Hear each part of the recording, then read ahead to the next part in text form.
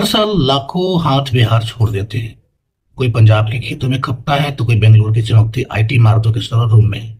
लेकिन सवाल यह है कि जिन हाथों ने दूसरे राज्यों की तकदीर बदली, उनके अपने राज्यों की लकीरें इतनी धुंधली क्यों हैं? क्या बिहार सिर्फ लेबर सप्लाई करने वाली फैक्ट्री बनकर रह जाएगा?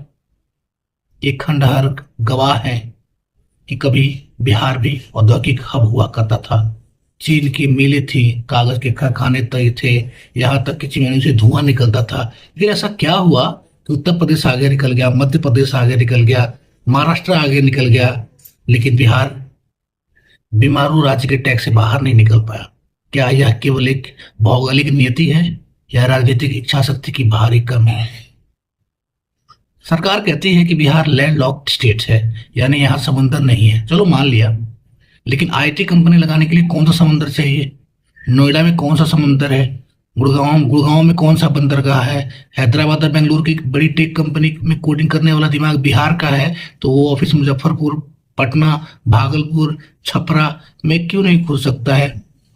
क्या सरकार ने कभी उन बड़ी कंपनी जैसे कि टीसीएस, इन्फोसिस, गूगल को वो सुरक्षा का माहौल देने का वादा किया जो उन्हें हैदराबाद, बेंगलुरु या गुड़गांव में मिल रही है? क्या हमारी आईटी पॉलिसी सिर्फ कागजों पर तालियां बटोरने के लिए है या जमीन पर सिंगल विंडो क्लियरेंस का कोई अस्तित्व भी है? देश भर में इंडस्ट्रियल कॉरिडोर बन रहे हैं।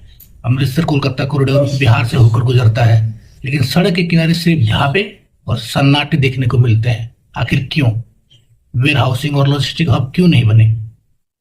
सरकार दावा करती है कि बिजली आ गई है, सड़कें बन गई हैं, ठीक है, लेकिन अगर बुनियादी ढांचा तैयार है तो फिर इन्वेस्टमेंट कहाँ है? अगर बिहार में उद्योग लगना इतना ही आसान है तो यहाँ के उद्यमी आज भी बैंक के चक्कर क्यों लगा रहे हैं?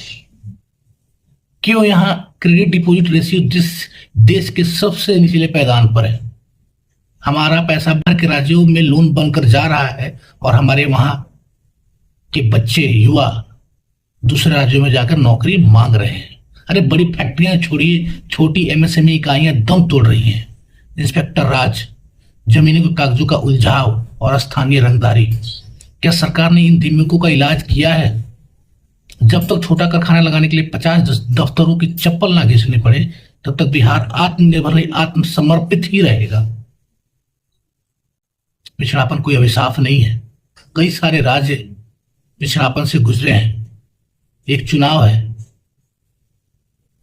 बिहार उसको चुना हुआ है कि हम पिछड़ा ही रहेंगे। बिहार पीछे रहा नहीं है, बल्कि इसे पीछा रखा गया है। अगर नियत साफ होती तो आईटी कॉरिडोर भी बनता, फैक्ट्रियां भी लगती। सवाल आप पूछ